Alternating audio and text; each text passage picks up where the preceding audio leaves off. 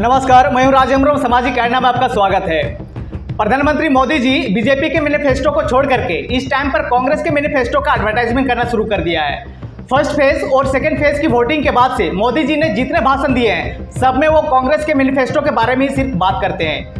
भाषण की शुरुआत भी कांग्रेस से होती है और भाषण का अंत भी कांग्रेस पर ही होता है। मतलब बीजेपी का मैनिफेस्टो कितना ज्यादा इररिलेवेंट होगा, कितना बेकार होगा, इस बात से ही अंदाजा लगा सकते हैं कि मोदी जी भी खुद उसके बारे में बात नहीं कर रहे हैं, बल्कि केवल कांग्रेस के मैनिफेस्टो के बारे में बात कर रहे हैं। इन्हीं मोदी जी ने 400 पार करते करते इस टाइम पर कांग्रेस की जो मैनिफेस्टो है उसकी 50 लाख से भी ज्यादा डाउनलोड करा दिया है पिछले 3 दिन में। मतलब मार्केटिंग में तो मोदी जी का कोई जवाब ही नहीं है, लेकिन मोदी जी अपनी मैनिफेस्टो की मार्केटिंग करनी है, ना कि कांग्रेस की करनी है। मोदी जी कभी राम के नाम पर वोट मांग रहे हैं तो कभी कांग्रेस के मैनिफेस्टो के नाम पर वोट मांग रहे हैं। तो क्या दिन इस टाइम पर अब देखने को पड़ रहे हैं। और जब ये सारी चीजें खत्म हो जाते हैं तो मोदी जी अपने जेब से वही वाला अपना फेवरेट कार्ड निकाल लेते हैं, जी हाँ, विक्टिम कार्ड। और आपको दिखाना चाहूंगा, कल की रैली में मोदी जी ने ये बोला है कि कांग्रेस मेरा सर फोड़ने की बात कर रहे हैं। ये सबसे बड़ा विक्टिम कार्ड है जिसे आजकल सभी लोग अपनी जेब में रखते हैं। वैसे आप मुझे बताओ कमेंट सेक्शन में कि जो आदमी बीते 10 साल से देश का प्रधानमंत्री है उसको देश की डेवलपमेंट के ऊपर या देश के लिए क्या क्या काम किया है उसके ऊपर वोट्स मांगने चाहिए, ना कि कांग्रेस के मैनिफेस्टो पर वोट मांगने चाहिए। नीचे कमेंट सेक्शन में इसके बारे में जरूर बताना। इसके साथ ही आपको दिखाना चाहता हूं कि कल मोदी जी ने और क्या बात बोली है। अपने भाषण के अंदर अपने स्क्रीन पर देखिए, Congress plan for equality is dangerous game says PM Modi. मतलब भैया इक्वालिटी का जो प्लान है वो पीएम मोदी को डेंजरस प्लान लग रहा है। सोचो मोदी भाई साहब के क्या क्या मंसूबे होंगे।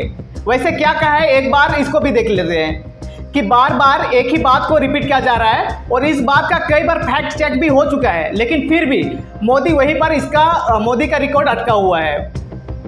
मोदी जी कहते हैं आपका पैसा छीन लेगी कांग्रेस, आपको कांग्रेस लूट लेगी, मुसलमानों को आरक्षण देती है और एसटी एससी और ओबीसी का हक छीन करके। लेकिन इस बात में कितनी सच्चाई है, द हिंदू अखबार ने इस खबर को छापा, उसके नीचे ही फैक्ट चेक भी करा के रख दिया है। अपने स्क्रीन पर इसको वापस से देखो।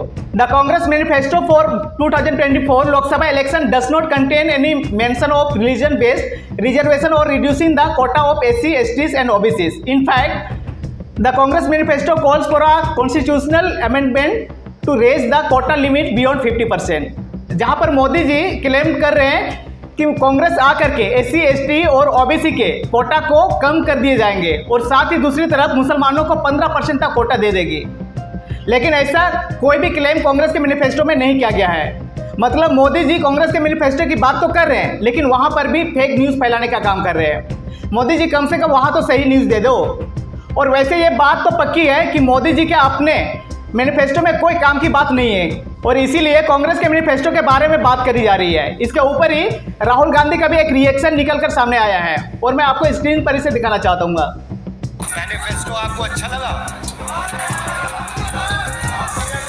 आपने देखा होगा कि प्रधानमंत्री पैनिक कर गए, हाँ बिल्कुल हिल गए, घबरा गए। राहुल गांधी बोल रहे हैं कि मैनिफेस्टो आपको अच्छा लगा और इसीलिए प्रधानमंत्री पैनिक कर गए हैं, हिल गए हैं और घबरा गए हैं। और एक्चुअल में ऐसा देखने को भी मिल रहा है। इनफैक्ट मैं आपको एक और क्लिपिंग दिखाना चाहूंगा जहां पर प्रियंका गांधी काफी लॉजिकल यहां पर अपना पॉइंट रख रहे हैं। मोदी जी ने कहा था कि मंगलसूत्र अब लोगों का बेच खाएंगे ये लोग और वो पैसा मुसलमानों को दे देंगे और ज्यादा बच्चे पैदा करने वालों को दे देंगे।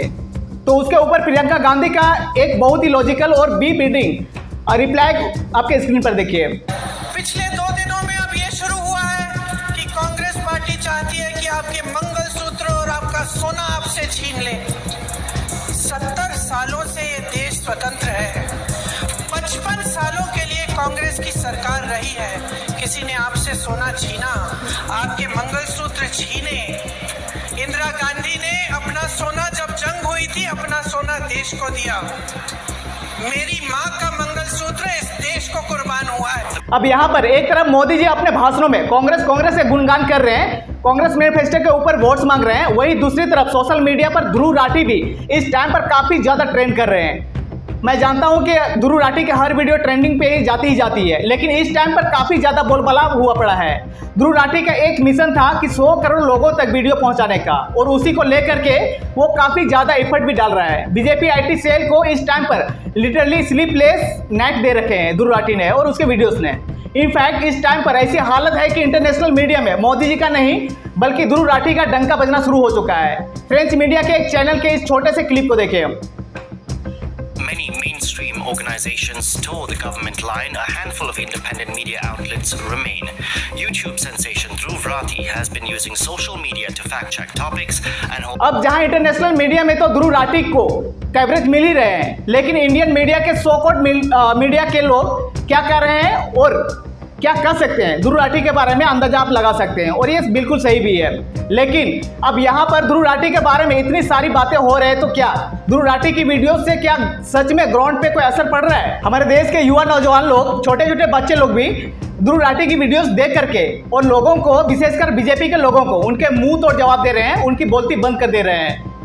अगर ऐसा हो रहा है तो डेफिनेटली ध्रुव राठी के वीडियोस का एक बहुत बड़ा इम्पैक्ट यहाँ पर ऑन ग्राउंड भी देखने को मिल रहा है। जो आदमी बीते 10 साल से देश का प्रधानमंत्री है, उसको देश की डेवलपमेंट के ऊपर या देश के लिए क्या क्या काम किया उसके ऊपर वोट्स मांगने चाहिए, ना कि कांग्रेस के मैनिफेस्टो के ऊपर या तो और कोई विवादित बयान के ऊपर। नीचे कमेंट सेक्शन में कमेंट करके जरूर बताना। और 10 साल बाद भी अगर मंगलसूत्र पर वोट मांगना पड़े तो ये शर्म की बात है। इस पूरे विषय पर आप अपनी राय कमेंट करके हमारे साथ शेयर जरूर करें। अगर चैनल को अभी तक सब्सक्राइब नहीं किया है तो सबसे पहले सामाजिक आईना को सब्सक्राइब करें, ताकि ऐसी सच्ची खबरें बेबाक और बुलंद आवाज के साथ सामाजिक आईना आप तक पहुंचा सके। बहुत बहुत शुक्रिया। जय हिंद, जय जवाहर।